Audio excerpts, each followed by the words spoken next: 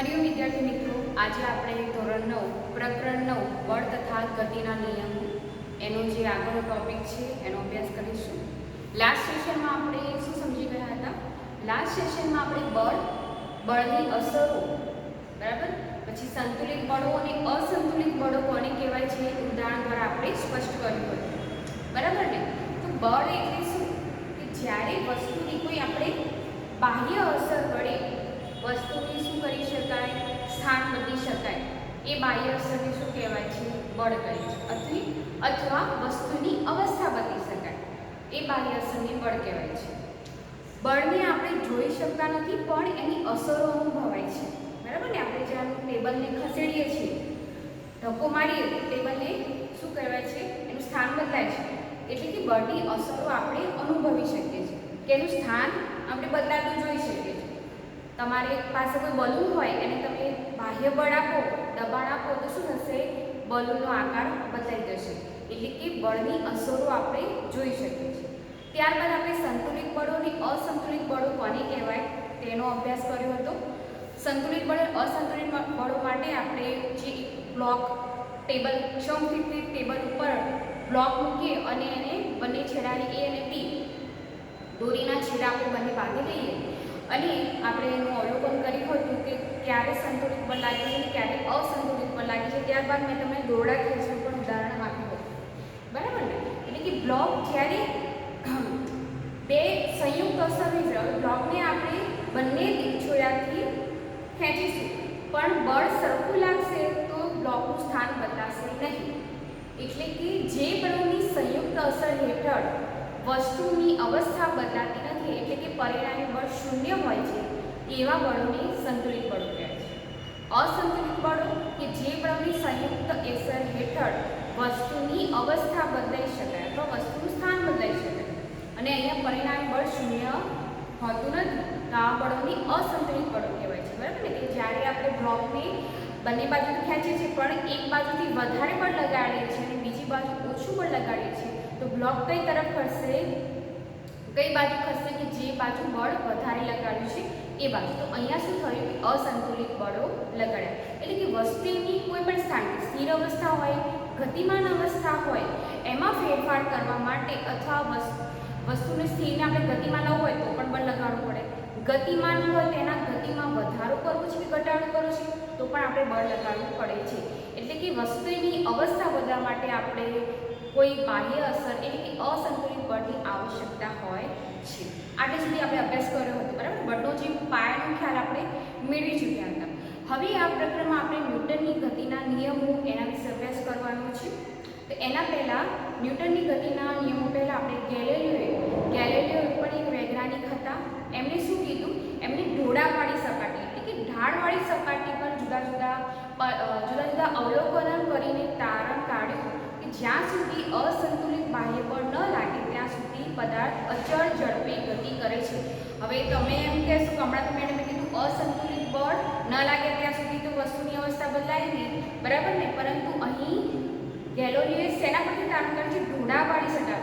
ઢોળાવવાળી સપાટી હોય, ઢાળવાળી સપાટી, એના પર જ્યારે પદાર્થ આપણે કોઈ પણ બાહ્ય બળ લગાડ્યા વગર છતાં પણ ગતિ કરે છે એ પહેલાં આપણે પ્રવૃત્તિ દ્વારા જોઈશું, પછી હું તમને ફરીથી સમજાવું છું.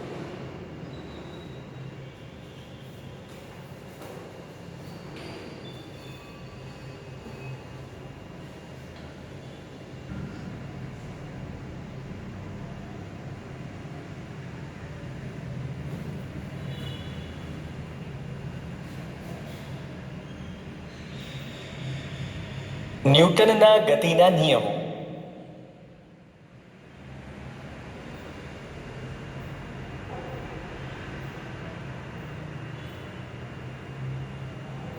સર આઇઝેક ન્યૂટન એક મહાન ભૌતિકશાસ્ત્રી તેમજ ગણિતજ્ઞ હતા.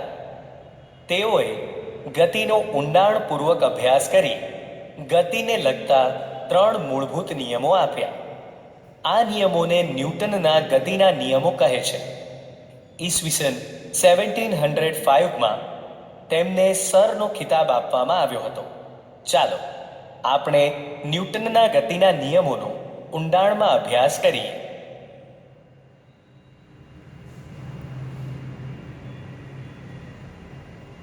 ન્યૂટનનો ગતિનો પહેલો નિયમ.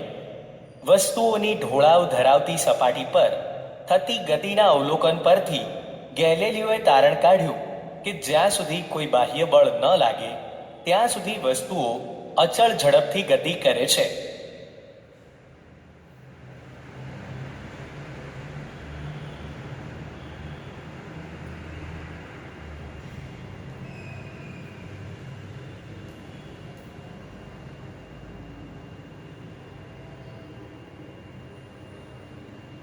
તેમણે અવલોકન કર્યું કે જ્યારે લખોટી ઢોળાવવાળી સપાટી પર ગબડતી હોય ત્યારે તેનો વેગ વધી જાય છે.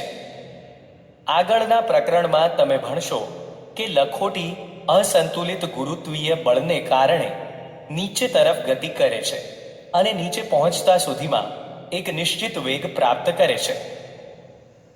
જ્યારે લખોટી ઉપર તરફ ગતિ કરે છે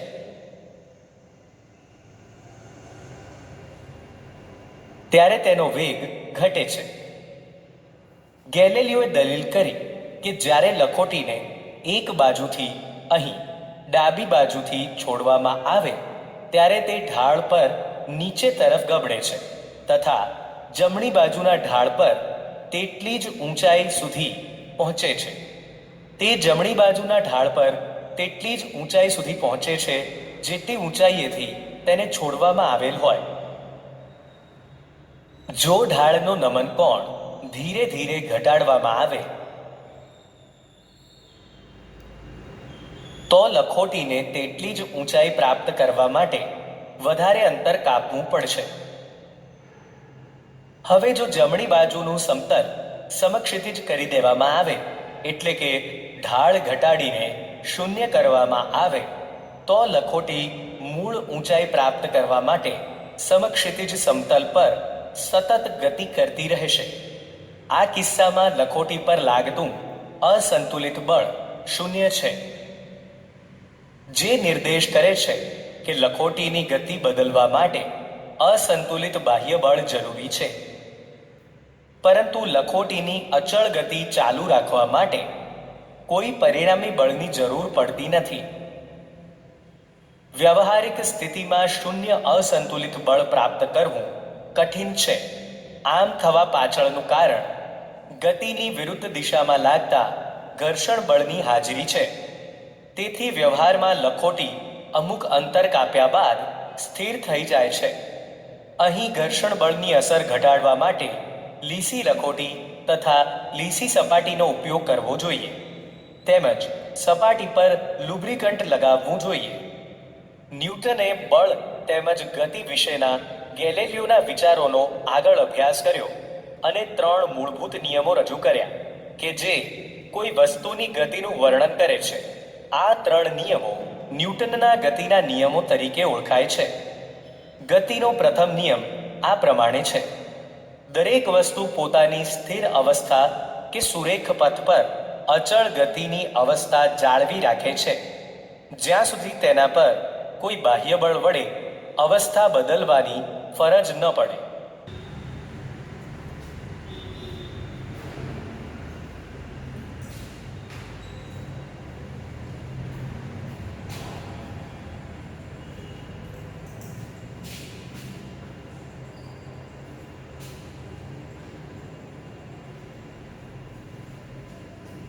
વિદ્યાર્થી મિત્રો, ન્યૂટનની ગતિના પહેલા નિયમ અલગ અલગ જે નિયમો છે 3 નિયમો એનો અભ્યાસ કરતા પહેલા આપણે ગેલિલિયોએ જે શું અવલોકન તારણ કાઢ્યા હતા એ આપણે જોઈ ગયા.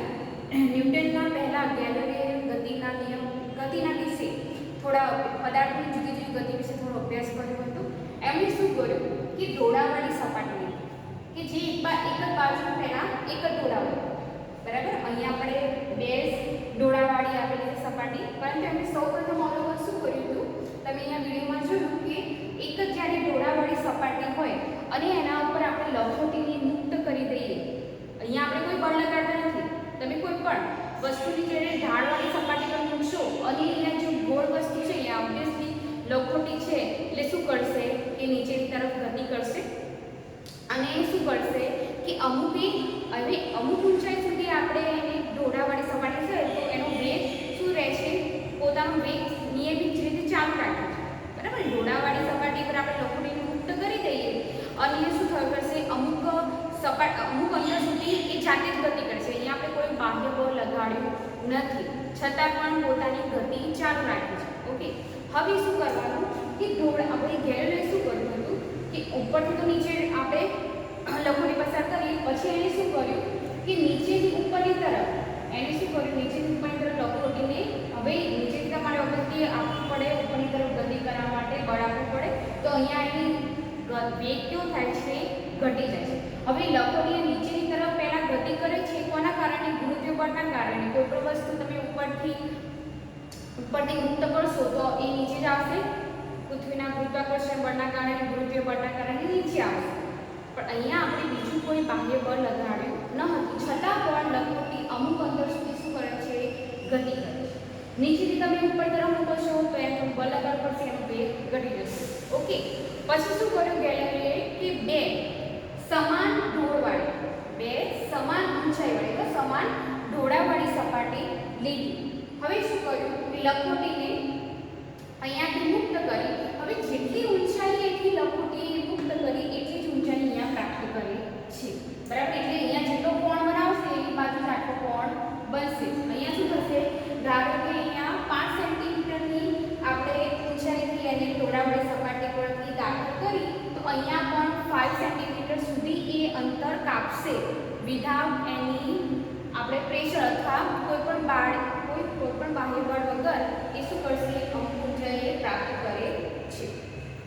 ઓકે, હવે ગેલેરીએ પછી શું કર્યું કે બંને એકવાર તો એક સમાન ઢોળાવાળી એક લીધી સપાટી, પછી બંને સમાન ઢોળાવાળી લીધી. જો 4 સેન્ટીમીટરથી એને મુક્ત કરીશું તો અહીંયા પણ 4 સેન્ટીમીટર અંતર કાપશે, એટલી ઊંચાઈ પ્રાપ્ત કરશે. જેટલી ઊંચાઈથી અહીંયા છોડવામાં આવી છે એટલી જ ઊંચાઈ અહીંયા પ્રાપ્ત કરે છે. આ એનું પહેલું તારણ. બરાબર. કે અહીંયા એણે શું કર્યું કે બાહ્ય બળ લગાડ્યા વગર એની વસ્તુએ પોતાની ગતિ ચાલુ રાખી અને જે ઊંચાઈથી મુક્ત કરી એ ઊંચાઈ એને પ્રાપ્ત કરી. આ એનું પહેલું તારણ. બીજું શું કર્યું કે ફરી નેક્સ્ટમાં શું કર્યું કે એણે આ બાજુનો ઢોળાવ ઘટાડી દીધો. અહીંયા હવે 6 સેન્ટીમીટર છે તો અહીંયા શું કર્યું તો એને 4 સેન્ટીમીટર આપણે આશરે કરી દઈએ કે 4 સેન્ટીમીટર એને ઢોળાવ ઘટાડી દીધો. હવે શું કર્યું એને ફરીથી લખોટી આ સપાટી પરથી એને દાખલ કરી છોડી દીધી. અહીંયા આપણે ઢોળાવ ઘટી ગયો છે તો પણ શું થશે, અહીંયા જો 6 સેન્ટીમીટરથી એને ઊંચાઈથી મુક્ત કરી છે તો આ બાજુ પણ શું કરશે, ભલે ઢોળાવ ઘટી ગયો છે, આટલી જ સપાટી છે તેમ છતાં પણ લખોટી 6 સેન્ટીમીટર ઊંચાઈ પ્રાપ્ત કરે છે. ઓકે, હવે શું કર્યું થર્ડ ઓબ્ઝર્વેશન કે આ બાજુની સપાટી, આ બાજુની ટોટલ સપાટી શું કરી નાખી, સમક્ષિતિજ કરી નાખી, ઢોળાવ વગરની, ઢોળાવ રાખ્યો જ નહીં અને શું કર્યું આ બાજુની સપાટી સમક્ષિતિજ રાખી દીધી. હવે આપણે લખોટીને અહીંયાથી મુક્ત કરીશું તો શું કરશે, અહીંયા તો સમક્ષિતિજ સપાટી કરી નાખી. બરાબર ને? તો લખોટી શું કરશે કે આટલી ઊંચાઈ પ્રાપ્ત કરવા માટે એનો વેગ, એની ગતિમાં વધારો થશે. બરાબર. અહીંયાથી આપણે મુક્ત કરીએ છીએ એના વેગમાં વધારો થશે તો અહીંયા ભલે તમારે ઢોળાવવાળી સપાટી નથી પણ સમક્ષિતિજ સપાટી પર પોતાની ગતિ ચાલુ રાખે છે. તો ગેલેરીએ શું કીધું કે જ્યારે આપણે ઢોળાવવાળી સપાટી પરથી પદાર્થને મુક્ત કરીએ છીએ ત્યારે તેની અચળ ઝડપી ગતિ ચાલુ રાખવા માટે કોઈ અસંતુલિત બળની આવશ્યકતા નથી, પરંતુ એની ગતિની દિશા બદલવી હોય તો બળની આવશ્યકતા પડે છે.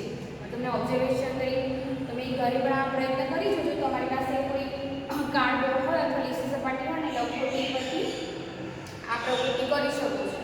બરાબર. તો તમને બધું ખ્યાલ આવશે.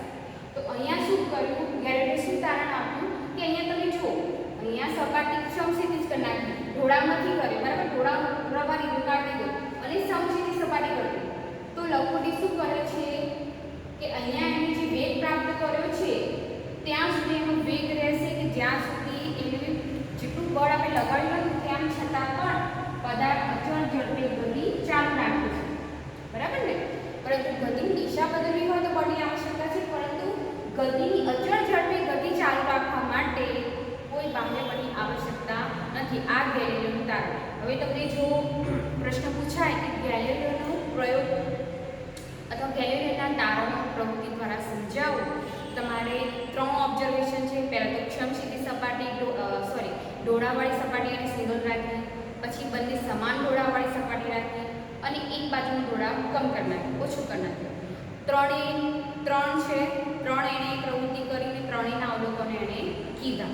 તો આ હતું ગેલિલિયોના પ્રયોગો, બરાબર, કે ડોળાવાળી સપાટીના પ્રયોગ એણે કર્યા હતા અને ગતિના વિશે થોડો એણે પોતે ખ્યાલ મેળવ્યો. હવે સર આઇઝેક ન્યૂટને હવે ગતિના અને બળના વિશે ઘણો ઊંડો અભ્યાસ કર્યો અને ગતિના નિયમો 3 નિયમો આપ્યા. આ ઉપરાંત ગુરુત્વાકર્ષણ બળ વિશે પણ માહિતી આપી. એટલા માટે ન્યૂટનને સરનો ખિતાબ આપવામાં આવ્યો, સર આઇઝેક ન્યૂટનનો ખિતાબ આપવામાં આવ્યો હતો. ન્યૂટનનું એક પ્રચલિત વાર્તા કે ન્યૂટન જ્યારે એક વૃક્ષ નીચે બેઠા હતા અને ઉપરથી સફરજન પડ્યું, બરાબર, તો એમનો વિચાર આવ્યો કે સફરજન કેમ ઉપરથી અહીંયા નીચે જ આવ્યું, આ બાજુ ડાબી બાજુ ના આવ્યું કે જમણી બાજુ નથી ગયું ને કેમ નીચે જ આવ્યું કે ઉપર નથી ગયું. તો આ પ્રશ્ન પરથી તેમણે પછી એનો અભ્યાસ ચાલુ કર્યો અને ગુરુત્વાકર્ષણ બળનો નિયમ આવ્યો. આપણે નેક્સ્ટ ચેપ્ટરમાં મળીશું. એના પહેલાં ન્યૂટને જે ગતિના નિયમો આપ્યા હતા એના વિશે આપણે અભ્યાસ કરવાનો છે. તો ન્યૂટને ગતિનો પ્રથમ નિયમ આપ્યો કે જ્યારે આપણે વસ્તુની કોઈ બાહ્ય બળ ન લગાડીએ ત્યાં સુધી વસ્તુની સ્થિર અવસ્થા કે ગતિમાન અવસ્થામાં આપણે ફેરફાર કરી શકતા નથી. એટલે કે પદાર્થની અથવા કોઈ પણ વસ્તુની અવસ્થા બદલવા માટે બાહ્ય બળની આવશ્યકતા હોય છે. આ ન્યૂટનની ગતિનો પ્રથમ નિયમ છે. હવે ન્યૂટનની ગતિનો પ્રથમ નિયમને જડત્વનો નિયમ પણ કહેવાય છે, બરાબર. કેમ જડત્વનો કહેવાય છે? કે જે આપણે વસ્તુઓ ઉપર બળ લગાડીએ છીએ ત્યારે આપણે એના ઘર્ષણ બળ અને બાહ્ય બળ જ્યારે સંતુલિત થશે ત્યાં સુધી વસ્તુ પોતાની અવસ્થા બદલતો નથી.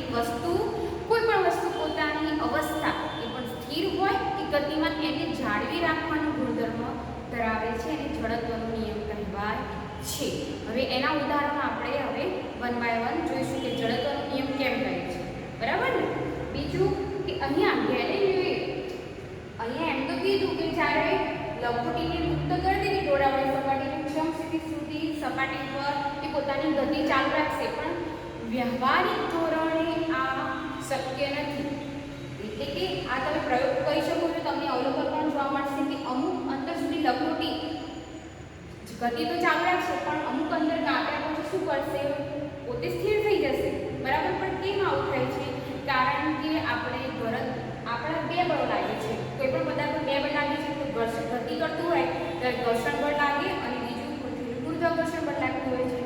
તમે જો લંબગોટીને વધારે અંતર સુધી એને કાપવું હોય અંદર, તો તમારે આ સપાટી પર લીસી રાખવી પડે અને લીસી સપાટી પર ઘર્ષણ બળ ઓછું લાગે છે, બરાબર ને.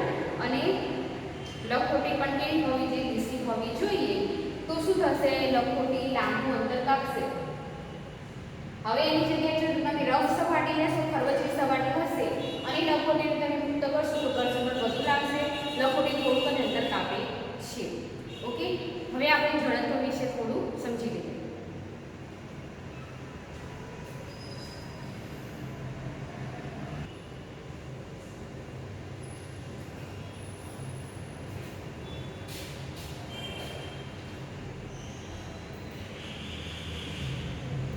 પ્રત્યેક વસ્તુ પોતાની ગતિની અવસ્થામાં થતા ફેરફારનો વિરોધ કરે છે. જો તે સ્થિર અવસ્થામાં હોય તો સ્થિર અને ગતિમાન અવસ્થામાં હોય તો સતત ગતિમાં રહેવાનો પ્રયત્ન કરે છે. વસ્તુના આ ગુણને તેનું જડત્વ કહે છે. શું બધી જ વસ્તુઓનું જડત્વ સમાન હોય છે? આપણે જાણીએ છીએ કે પુસ્તકોથી ભરેલા બોક્સની સાપેક્ષે ખાલી બોક્સને ધક્કો મારવો સરળ છે. તે જ રીતે જો આપણે એક ફૂટબોલને કિક મારીએ તો તે દૂર સુધી ગતિ કરે છે, જ્યારે તેટલા જ બળથી તેટલી જ સાઈઝના પથ્થરને કિક મારીએ તો તે ભાગ્યે જ ગતિ કરશે. એવું પણ બની શકે કે આવું કરતી વખતે આપણા પગને ઈજા પણ થાય. એક હાથ લારીને ગતિ આપવા માટે જેટલા બળની જરૂરિયાત હોય છે તેટલું જ બળ જો ટ્રેન પર લગાવવામાં આવે તો તેની ગતિમાં અવગણ્ય ફેરફાર થાય છે, કારણ કે હાથલારીની સાપેક્ષમાં ટ્રેન પોતાની ગતિમાં ફેરફારનું વલણ ઓછું ધરાવે છે. આ રીતે આપણે કહી શકીએ કે ટ્રેનનું જડત્વ હાથલારી કરતાં વધુ છે. આ પરથી સ્પષ્ટ થાય છે કે ભારે વસ્તુઓનું જડત્વ વધારે હોય છે. માત્રાત્મક રૂપે કોઈ વસ્તુનું જડત્વ તેના દ્રવ્યમાન દ્વારા માપી શકાય છે. આમ આપણે જડત્વ તથા દ્રવ્યમાન નીચે પ્રમાણે વ્યાખ્યાયિત કરી શકીએ. જડત્વ એ પદાર્થનું એવું કુદરતી વલણ છે જે પદાર્થની સ્થિર કે ગતિમાન અવસ્થામાં થતા ફેરફારનો વિરોધ કરે છે. કોઈ વસ્તુનું દ્રવ્યમાન તેના જડત્વનું માપ છે. પ્રવૃત્તિ. ચાલો એક પ્રવૃત્તિ દ્વારા ન્યૂટનનો ગતિનો પહેલો નિયમ સમજીએ. એક ખાલી ગ્લાસ પર પત્તાને મૂકો. આ પત્તા ઉપર એક 5 રૂપિયાનો સિક્કો મૂકો. પત્તાને સમક્ષિતિજ દિશામાં આંગળીની મદદથી તીવ્ર ધક્કો મારો. તમે શું નોંધ્યું? સિક્કો ગ્લાસમાં પડી જાય છે. અહીં સિક્કો પોતાની સ્થિર અવસ્થા જાળવવાની કોશિશ કરે છે, માટે પત્તાની સાથે આગળ જવાને બદલે સિક્કો ગ્લાસમાં પડે છે. પ્રત્યેક નિર્જીવ વસ્તુ પોતાની સ્થિર અવસ્થા કે સુરેખ પથ પર અચળ ગતિની અવસ્થા ત્યાં સુધી જાળવી રાખે છે જ્યાં સુધી તેના પર કોઈ અસંતુલિત બાહ્ય બળ વડે અવસ્થા બદલવાની ફરજ ના પડે. આ નિયમને ન્યૂટનનો ગતિનો પહેલો નિયમ કહે છે. જો વસ્તુ પર લાગતા જુદા જુદા બાહ્ય બળોનું પરિણામી બળ શૂન્ય હોય, એટલે કે વસ્તુ પર સંતુલિત બળ લાગતું હોય, તો વસ્તુ તેની સ્થિર કે ગતિની મૂળ અવસ્થા જાળવી રાખે છે. આમ દરેક વસ્તુની સ્થિર અવસ્થામાં રહેવાની કે અચળ વેગથી ગતિમાં રહેવાની પ્રકૃતિને જડત્વ કહે છે. બીજા શબ્દોમાં, દરેક વસ્તુ પોતાની ગતિની અવસ્થામાં થતા પરિવર્તનનો વિરોધ કરે છે. ગુણાત્મક રીતે કોઈ વસ્તુની સ્થિર અવસ્થામાં રહેવાની કે અચળ વેગથી ગતિમાં રહેવાની પ્રકૃતિને જડત્વ કહે છે. ન્યૂટનની ગતિનો પહેલો નિયમ જડત્વને સમજાવે છે. ન્યૂટનની ગતિનો પહેલો નિયમ વસ્તુની સ્થિર કે ગતિમાન અવસ્થાને બદલવા માટે બળની જરૂરિયાત સમજાવે છે. જડત્વને સમજવા ચાલો પ્રવૃત્તિ કરીએ.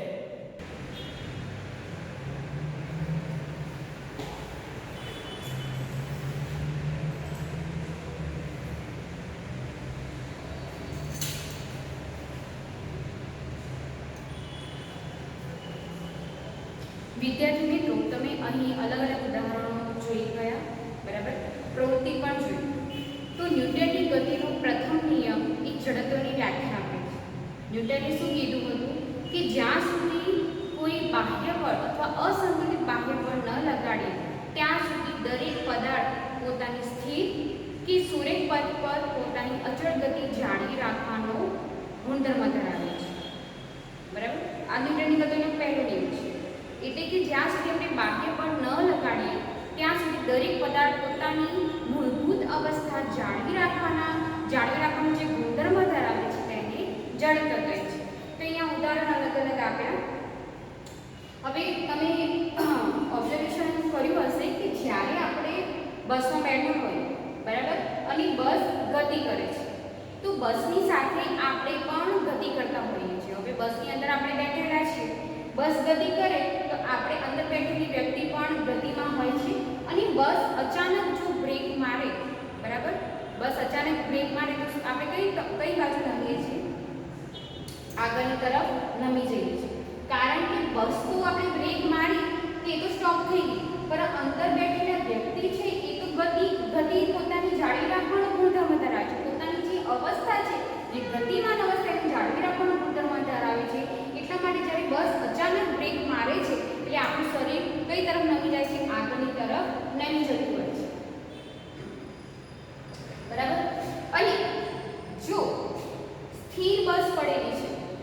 સ્પીડમાં બેઠેલા વ્યક્તિઓ પણ કેવા છે? સ્થિર છે. અંદર જ્યારે બસ સ્થિર અવસ્થામાં છે તો અંદર બેઠેલી વ્યક્તિ પણ સ્થિર અવસ્થા જાળવી રાખવાનો ગુણધર્મ ધરાવે છે. અને બસ જો અચાનક ગતિમાં આવે, અચાનક બસ ચાલુ થઈ જાય તો આપણું શરીર કઈ બાજુ નમી જાય છે? પાછળની તરફ નમી જાય છે, કારણ કે ગતિનો વિરોધ કરે છે. અચાનક જે અવસ્થા બદલાય, બરાબર, એનો વિરોધ કરવાનો ગુણધર્મ ધરાવે છે. ઓકે, આ બંને ઉદાહરણ થયા. ઓકે, જ્યારે આપણે બસ ગતિમાં છે તો કોઈ ગાડી શું છે? ગતિમાં છે, બરાબર, એકદમ સ્પીડમાં ચાલે છે અને અચાનક ટર્ન આવે, બરાબર, વળાંક આવે તો શું થશે? આપણે જ્યારે જે તરફ ગાડી વળશે એની વિરુદ્ધ દિશામાં આપણું શરીર નમી જતું હોય છે. તમે ઘણી વખત અનુભવ કર્યો હશે કે ત્યાં તમે કોઈ રિક્ષામાં અથવા ગાડીમાં બેઠો હોય અને ગતિમાં હોય અને અચાનક ટર્ન લઈએ, આપણે વળાંક લઈ લઈએ તો આપણું શરીર એક બાજુ નમી જતું હોય છે, બરાબર. તો અહીંયા શું થયું કે વસ્તુ પોતાની મૂળભૂત અવસ્થાઓ, ગતિ છે અને પોતાની જે દિશા છે એ પણ જાળવી રાખવાનો ગુણધર્મ ધરાવે છે. અહીંયા ગતિની દિશા, ધારો કે ગાડી આમ સીધી જઈ રહી છે, અચાનક વળાંક લઈ લઈએ તો આપણું શરીર આ બાજુ નમી જતું હોય છે, કારણ કે પોતાની ગતિની અવસ્થાની દિશાથી એ જાળવી રાખવાનો ગુણધર્મ ધરાવે છે.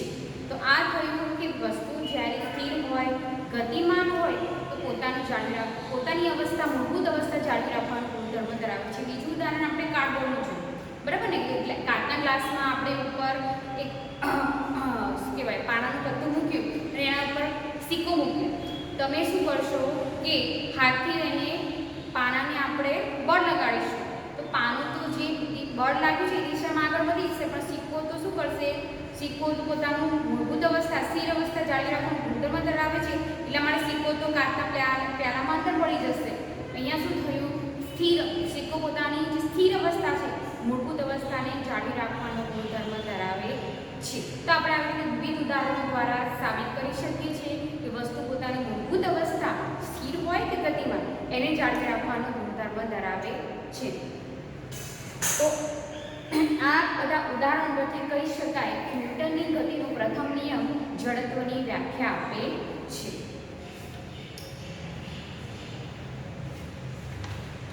ઓકે, હવે પ્રવૃત્તિ 9.2 જોઈ ગયા. પ્રવૃત્તિ 9.1માં પેજ નંબર 117 ઉપર કે તમે વિદ્યાર્થી મિત્રો, તમે ઘણી વખતે કેરમની ગેમ રમી હશે, બરાબર, ઘરે. તો જ્યારે કુકડીઓની થપ્પી લગાવીએ ને,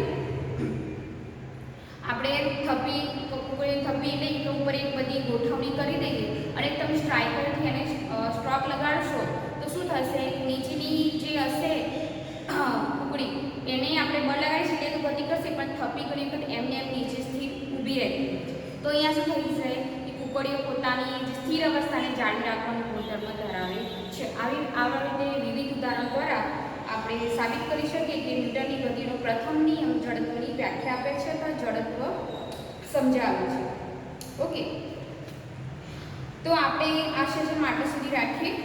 નેક્સ્ટ સેશનમાં જડત્વ અને દ્રવ્યમાન બંને એકબીજા સાથે કેવી રીતે સંકળાયેલા છે એ આપણે સમજીશું. હવે અહીંયા તમે જોયું પોતાની મૂળભૂત અવસ્થા તો જાળવી રાખે છે વસ્તુ, બરાબર, પરંતુ જ્યારે કોઈ તમે એક લાકડા ભરેલું બોક્સ છે એને તમે ખસેડવાનો પ્રયત્ન કરો અને એની જગ્યાએ ખાલી બોક્સને ખસેડવાનો પ્રયત્ન કરો તો કયું બોક્સ પહેલાં ખસે? કે જેમાં ખાલી બોક્સ છે, જેમાં કશું ભર્યું નથી, કે જેનું દ્રવ્યમાન ઓછું છે. એટલે કે જડત્વ અને દ્રવ્યમાન એકબીજા સાથે સંકળાયેલી રાશિઓ છે. હવે જડત્વને આપણે માપી ના શકીએ, પણ દ્રવ્યમાન દ્વારા આપણે જડત્વનું માપન કરી શકીએ છીએ, બરાબર ને? હવે તમે અહીંયા જોયું પ્રવૃત્તિમાં કે આપણે હાથ લારીને ખસેડીએ છીએ અને એટલું પણ જો ટ્રેને લગાડો તે તો ન ગણીએ કે આ ટ્રેનનો ડબ્બો ખસશે નહીં, એના પર કશું થશે નહીં. અહીંયા ટ્રેનના ડબ્બાનું દ્રવ્યમાન કેવું છે? વધુ છે. જ્યારે હાથ લારીનું દ્રવ્યમાન ટ્રેનના ડબ્બા કરતાં ઓછું છે, એટલે આસાનીથી ખસી જતું હોય છે. એટલે કે જડત્વ અને દ્રવ્યમાન એકબીજા સાથે સંકળાયેલી રાશિઓ છે. તો તમારે હોમવર્કમાં કયા પ્રશ્નો કરવાના છે કે ન્યૂટનની ગતિનો પ્રથમ નિયમ લખો, બરાબર, અને ન્યૂટનની ગતિનો પ્રથમ નિયમ જડત્વની વ્યાખ્યા આપે છે ઉદાહરણ દ્વારા સ્પષ્ટ કરો. આ તમારા હોમવર્કમાં ક્વેશ્ચન છે. ફરી રિપીટ કરું છું. ન્યૂટનની ગતિનો પ્રથમ નિયમ લખો અને ન્યૂટનની ગતિનો પ્રથમ નિયમ જડત્વની વ્યાખ્યા આપે છે અથવા જડત્વ સમજાવે છે ઉદાહરણો દ્વારા કોઈ પણ પણ 2 ઉદાહરણ દ્વારા સ્પષ્ટ કરો. આ તમારો હોમવર્કનો ક્વેશ્ચન છે. ઓકે, તો નેક્સ્ટ સેશનમાં આપણે જડત્વ અને દ્રવ્યમાન, પછી ત્યારબાદ ઇન્ડક્શન પ્રશ્નો, ન્યૂટનની ગતિના જે સેકન્ડ નિયમ છે, બીજો નિયમ, એ આપણે સમજીશું. Okay, bye, thank you.